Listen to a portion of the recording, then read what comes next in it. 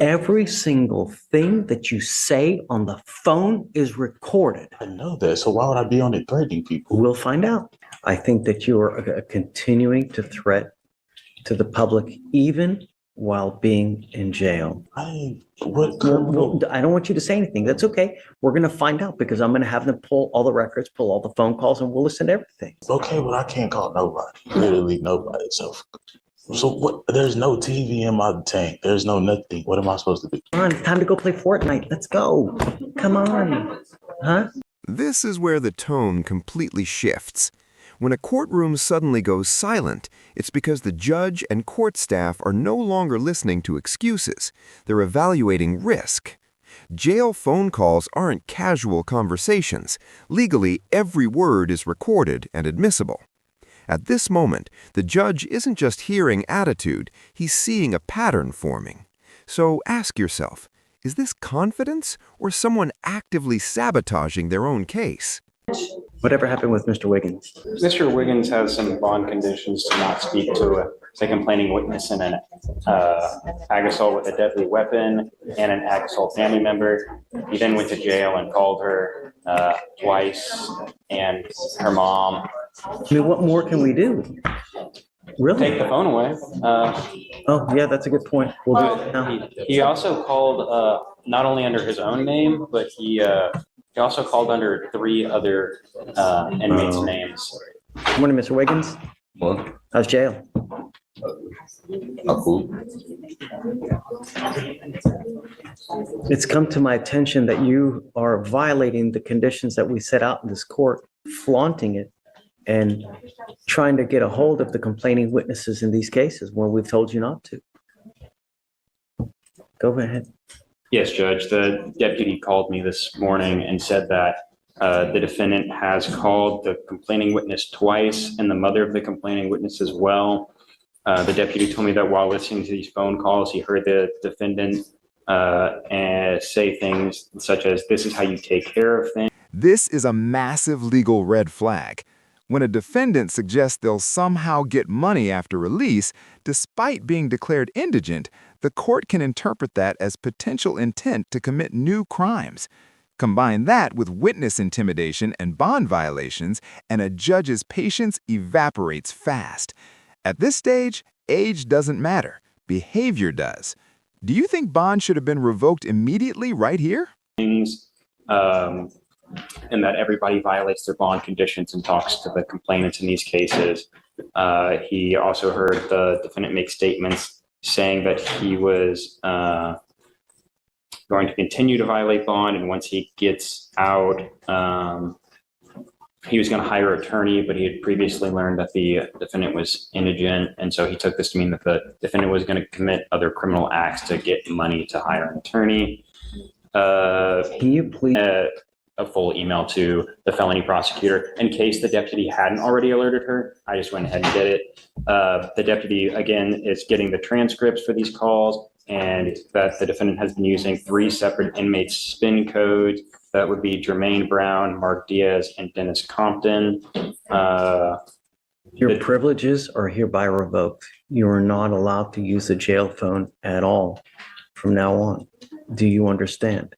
I think that you are continuing to threat to the public even while being in jail. So your privileges to use the phones at all are hereby revoked. Judge, I just, You again, just told you.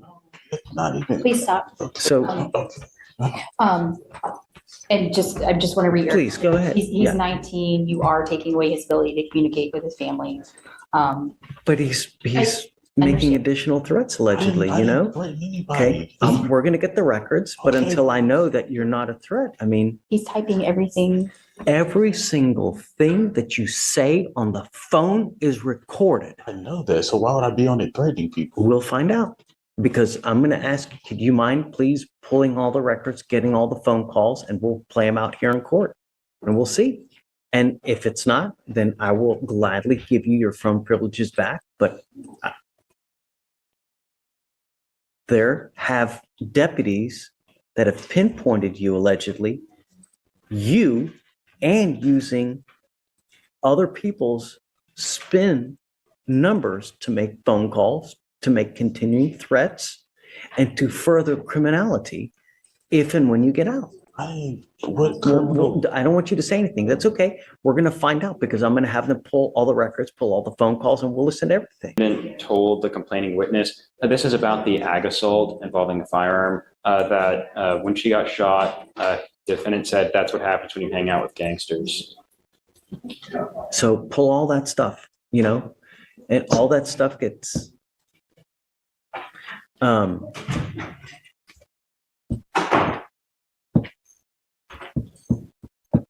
so we need to figure out how, because it's a first for me as far as doing a revocation of privileges like that.